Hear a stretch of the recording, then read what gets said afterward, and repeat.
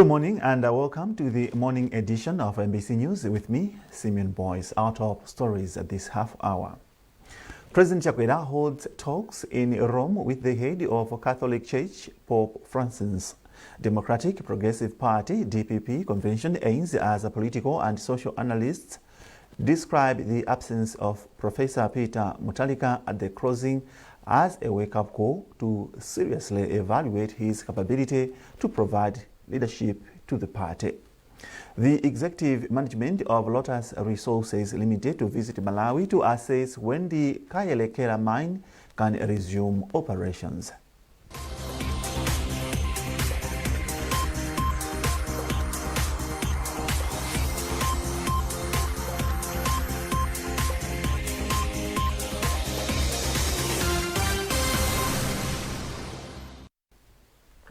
Glad you could join us.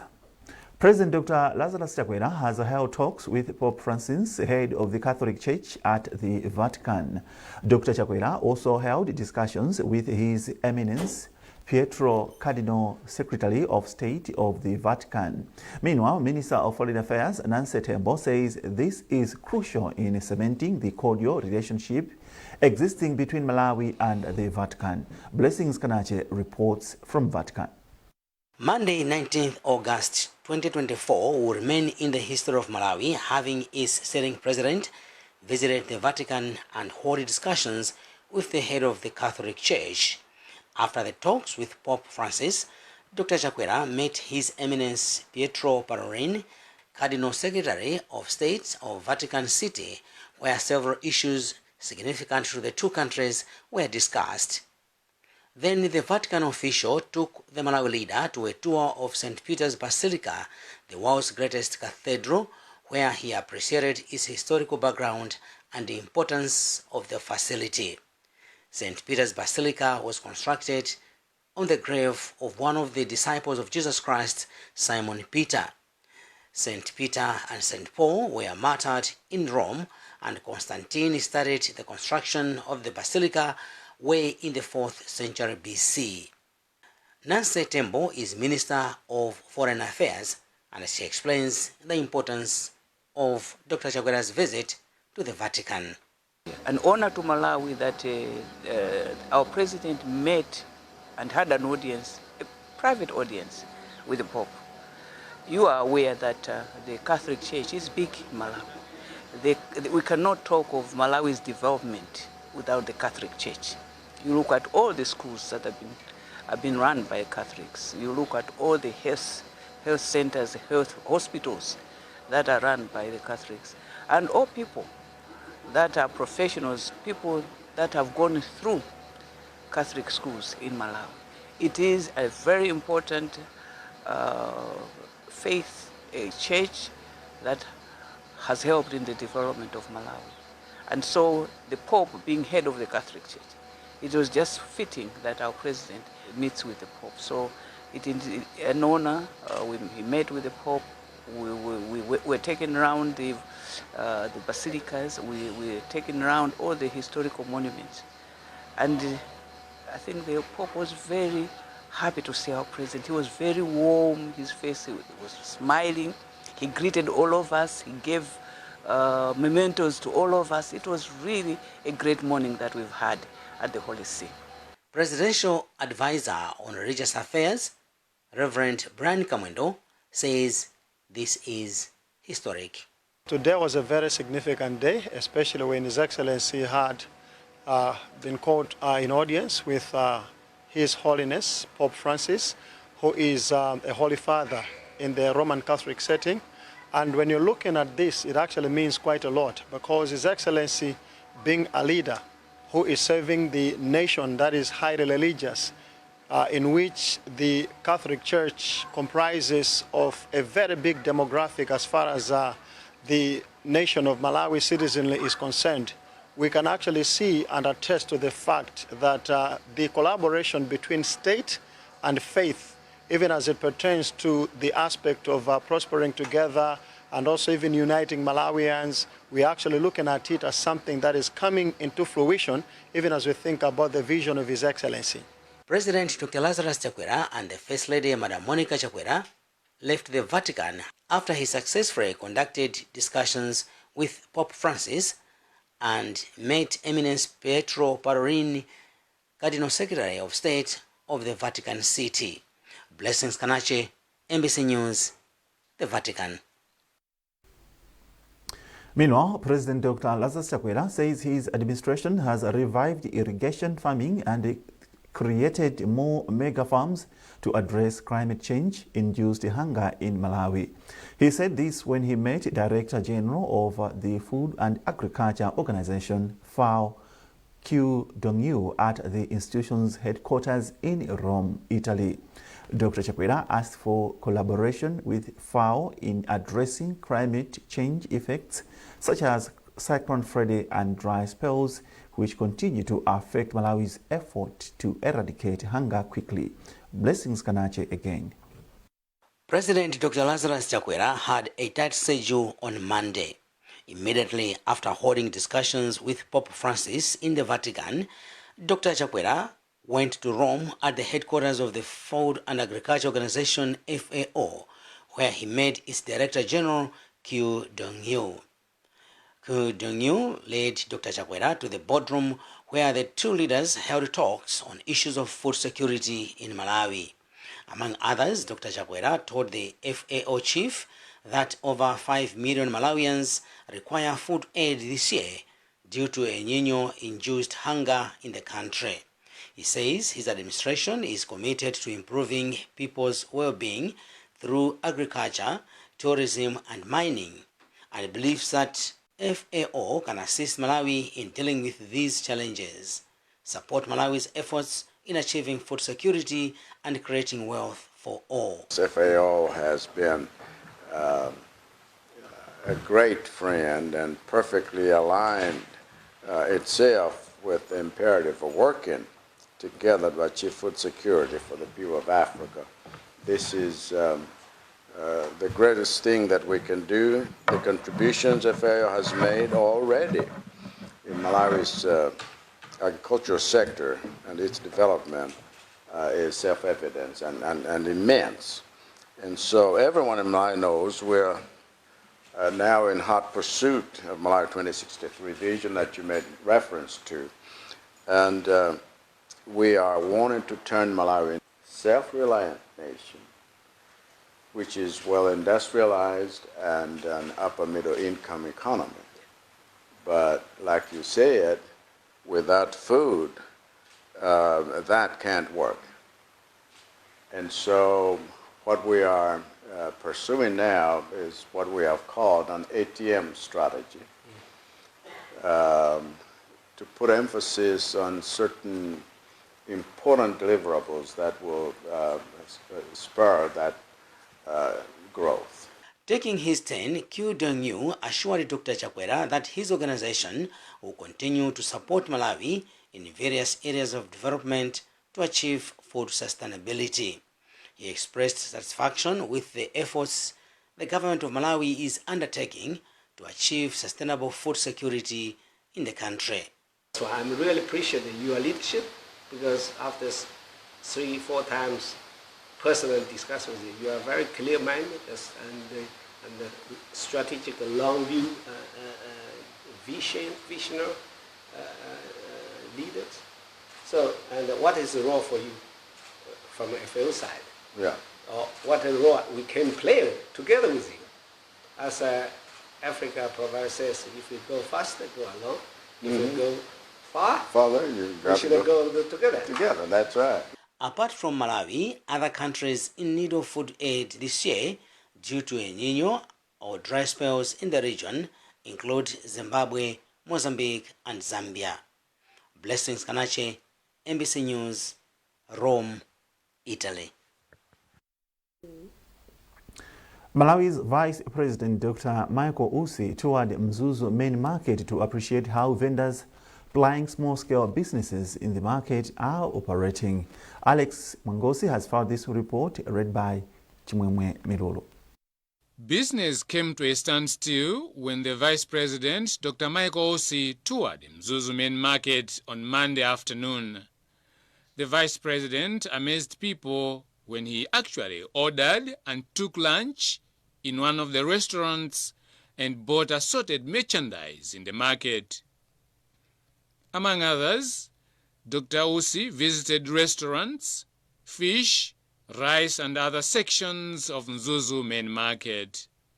After touring the market, Dr. Usi proceeded to Rumpi district, where he was scheduled to perform other government assignments.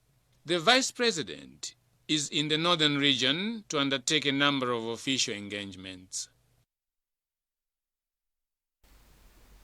The Democratic Progressive Party, DPP, concluded its national convention, which took place at Komesa Hall in Blantyre yesterday, with a new office bearers elected to the party's National Governing Council, NGC. Arthur Chokoto was there and he now reports. The Malawi Electoral Commission (MEC) announced results of elections for office bearers of the DPP National Governing Council before closure of the convention. The party's Central Executive Committee of the NGC has replaced some old office bearers who also contested in some key positions with new leaders. Such positions include that of Vice President for the South, where George Chaponda has been replaced by Joseph Manamveka. Chimwemwe Chipungu, former National Organizing Secretary, has also been replaced by Samia Suleiman, and Charles Mahango has been replaced by Chipililo Mpinganjira on the position of Director of Legal Affairs. Peter Mukito has been elected Secretary General, replacing Clement Male. Bright Msaka has been maintained as DPP President for the Eastern Region, while Japi Mhango attained the party's Vice Presidency for the North unopposed. Alfred Gangata is now DPP Vice President for the Central Region. Mary Navicha and Gladys Ganda are among some women netted into the NGC's 24 positions as Director of Women and Director of Elections, respectively. Speaking to MBC, newly appointed DPP Vice President for the South, Joseph Manamveka, admitted that the office bearers have a huge task to strengthen the party. It was a successful convention. We had no issues. No one has been beaten. Nothing has happened. So I want to thank them for that. Secondly, I also want to say that we need to be united because we have a big fight in front of us, and that will be September 2025. We cannot win if we are divided. However, the DPP convention was closed in the absence of leader of the party, Professor Peter Mutharika, who delegated Dr. George Chaponda to address the delegates on his behalf. Arthur Chokoto, MBC News, Blantyre. Meanwhile, political and social analysts are describing the absence of the Democratic Progressive Party's president, Professor Peter Mutharika, as a wake-up call to seriously evaluate his capability to provide leadership to the party. Mutharika was scheduled to officially close the two-day convention, but instead he delegated George Chaponda, who delivered a statement on his behalf. But a Blantyre-based political and social commentator, Chimwemwe Tsitsi, is of the view that the no-show of Mutharika should be a cause for worry to the DPP as it gears for next year's elections, considering his age. The absence of APM at the end of the convention to deliver a speech in form of closing remarks, it makes people to actually read too much into issues of age and his capabilities to lead not only the party but potentially the country. Because people have expressed some reservations with regard to his desire to continue leading the party and be its torchbearer in the next year's election owing to his age. And I think it is a missed opportunity for him to actually put away such kind of misconceptions that people have about his age and his capabilities by making sure that at least at the closure of the convention he was there to deliver that speech form of closing remarks. So he has missed that opportunity. He may be quite healthy, quite well and quite capable of going back to the venue and deliver the speech, but might have been engaged with something else. But the challenge is, owing to his age, people may read too much into his absence and conclude that I think his age is having a toll on his capabilities to attend to certain functions, and this may cast doubts on the electorate in terms of his capabilities to lead the country, he happens to win next year's election. And also weighing in his views, governance and political analyst Moses Mkandawile expressed concern over the development, which he said could disappoint delegates who traveled far and wide to attend the Indaba. If he did not communicate and that the delegates were waiting for him, then that becomes a little bit of a problem, such that people definitely will have to put 1 or 2 or 3 questions on his lack of availability. Because the convention is the highest assembly, a decision-making body for an organization like the party. And therefore, the leadership plays a critical role in terms of making himself or herself available. And if you don't make yourself available, definitely you cannot blame people if they start questioning. I mean, the mayor absence definitely will raise 1 or 2 issues unless there was provision of information, there was an explanation, there was also justification as to why he did not make himself available to the delegates, because people have traveled all along from different places, far and wide, in order to listen to the one that they've put in office. The absence of Mutharika comes against the background of the recent presence of President Dr. Lazarus Chakwera throughout the night when the Malawi Congress Party was holding its convention at the Bingu International Convention Center in Lilongwe. You are watching MBC News with me, Simeon Boyce. Remember, you can access all MBC digital platforms by simply scanning the QR code at the top right corner of your TV screen. A reminder of our top stories. President Chakwera holds talks in Rome with the head of the Catholic Church, Pope Francis. Democratic Progressive Party DPP convention aims as a political and social analyst described the absence of Professor Peter Mutharika at the closing as a wake-up call to seriously evaluate his capability to provide leadership to the party. The executive management of Lotus Resources Limited to visit Malawi to assess when the Kaelekera mine can resume operations.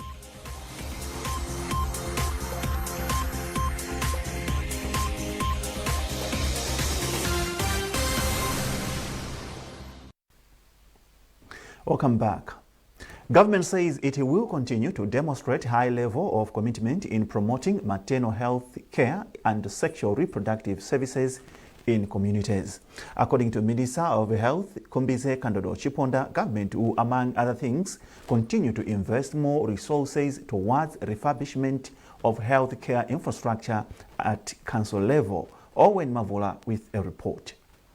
Not so long ago, Balaka District Council embarked on a construction project of a modern maternity wing at Chienda Health Center as part of its effort to reduce congestion and workload at Balaka District Hospital. Today, the modern maternity wing, according to the contractor, is at its completion stage as most of the construction works have been done, remaining with final touches. The modern infrastructure is expected to serve a catchment population of about 16,000 people, and according to Director of Health and Social Services in the district, Dr. Chimwemwe Tambo, the facility has potential to serve 8 more facilities. This was disclosed when Minister of Health, Nkhani Za Kumalawi, inspected construction works of the 700 million kwacha worth of project in the district, where she expressed satisfaction with the quality and speed of the work. As a council, they sat down and decided that part of the money which they got, they have to use it to construct the maternity wing, which is behind me. And they have used about 700 million. It's quite impressive. When you look at it, even when you go inside, one would think that they have used so much money, but this is only about 700 million. This is a prudent use of government resources. District Commissioner for Balaka, Tamanya Harawa, said the construction of the modern maternity wing is a milestone in ensuring that women are having easy access to maternal health services. Well, women upgrade this facility to a rural hospital. So that's one thing. Number 2, it will reduce the workload at the district hospital.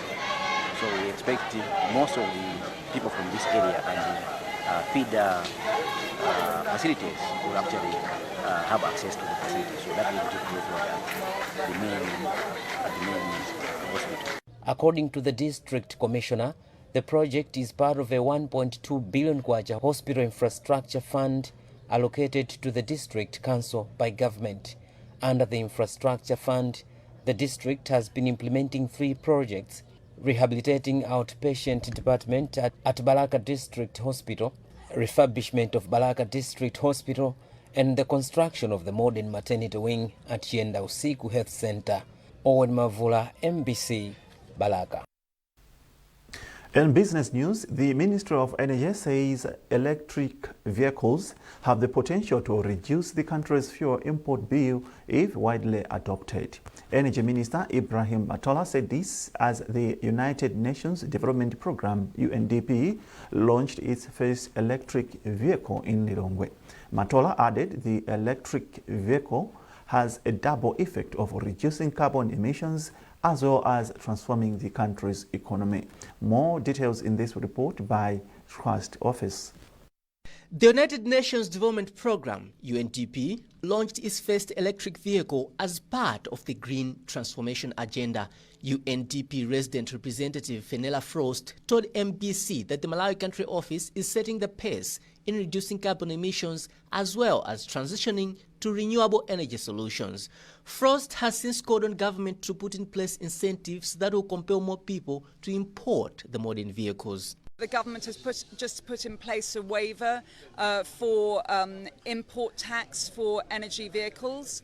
It's very important to see that that's applied, including to energy, to green motorbikes, for example, to e-motorbikes, but also, of course, training. And Malawi's Minister of Energy, Ibrahim Matola, says government will soon engage the private sector as well as a number of partners to create adequate incentives that will increase the number of people adopting electric vehicles.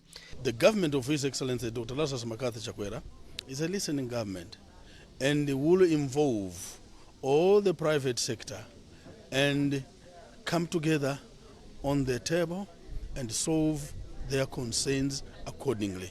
We would want these EVs to be everywhere in this country because it is going to reduce the import of our fuel. The United Nations Development Programme UNDP country office is the first public institution to move in towards renewable energy solutions like electric vehicles. Trust Office, MBC News, Lilongwe. And Lotus Resources Limited executive management team, which holds 85% of stake in Kaelekera uranium mine in Kalonga, is expected to visit Malawi this week to assess how soon the mine can resume operations. Kaelekera Mine General Manager Theo Keita disclosed this when various stakeholders, led by National Planning Commission (NPC) and the Residential Delivery Unit, visited the mine to appreciate its status ahead of the planned resumption. More in this report compiled by Nkhani Za Kumalawi but read by Patrick Dambula. Malawi aspires to be a wealthy and self-reliant industrialized upper-middle-income country by 2063. The current government came up with agriculture, tourism and mining ATM strategy as a roadmap to the country's economic transformation. It is against this background that various stakeholders, including National Planning Commission (NPC), the Presidential Delivery Unit, Mwapata Institute, UNDP and the Ministry of Finance visited Kaelekera uranium mine in Karonga to appreciate its status ahead of the planned resumption. General Manager at Kaelekera mine Theo Keita said Lotus executives will jet into the country this week to evaluate how soon the mine can restart its operations. He said they intend to employ about 500 Malawians and expatriates with specific skills to run the mine. They're going to evaluate the whole plant and see firstly what it's going to cost to restart the mine, and a very close estimation of what it's going to cost us, and then obviously what needs to be done to get the mine into production ASAP. I cannot commentate or talk about what happened in the past with the previous owners. All that I can say from a Lotus point of view is that we do have a community development agreement that has been agreed to with the local people, around the mine, and we will go according to that development agreement with the community, and that is where we will let everybody that's part of this community will participate in the well-being of this mine. National Planning Commission Director General Thomas Muntali said the Commission and other stakeholders will support the company to restart operations sooner than later. Muntali said mining has tremendous potential to develop and support the country's inclusive wealth agenda. Published reports indicate that Kairekera needs about 154 billion kwacha investment to restart operations for the next 10 years. National Planning Commission is the lead agency for planning and coordinating Malawi's development. And finally, in sports, Felix Mlusu and Mese Kamanga have been crowned champions of this year's One Nico Golf Tournament in the men's and ladies categories, respectively.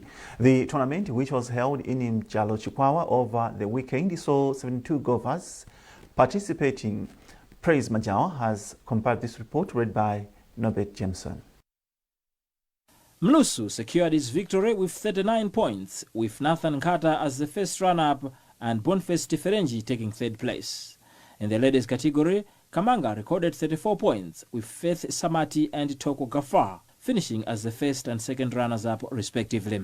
Mlusu, who is also a former Minister of Finance, attributed his success to thorough preparations. Obviously, the challenges were, to keep, the ball on the fairway, because that's, the ground on which we play. Sometimes I could hit into the rough, but I was able to come out in good shape and still be able to score, some good points. So that was the biggest challenge, missing the fairway from time to time. But on average, I hit most of the fairways. Nico General Chief Executive Officer Don Beo Mandala emphasized the company's commitment to supporting golf in the country. Any nation that doesn't train the juniors is doomed for failure. So for us, we believe that the juniors are the future. Most of us will learn to golf when we are 25 or 30 years of age, but these ones are young ones. And if you wanted to check their scores that they did, 85 was the winning score for the men and 87 was for the ladies. This is the score that these people that we have invited, they wouldn't have scored if they were playing against the juniors. So it shows that the juniors are for the future. This year's tournament also included the youth category. Well, that item wraps up this edition of MBC News. A reminder of our top stories before we leave. President Chakwera holds talks in Rome with the head of the Catholic Church, Pope Francis. Democratic Progressive Party DPP convention aims as a political and social analysts described the absence of Professor Peter Mutharika at the closing as a wake-up call to seriously evaluate his capability to provide leadership to the party. The executive management of Lotus Resources Limited to visit Malawi to assess when the Kairekera mine can resume operations.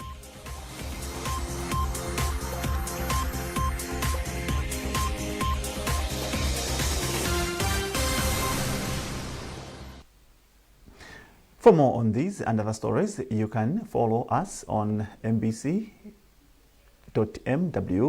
Facebook and X, and you can access all MBC digital platforms by simply scanning the QR code at the right top corner of your TV screen. You were with me, Simeon Boyce. Thanks for watching and bye for now.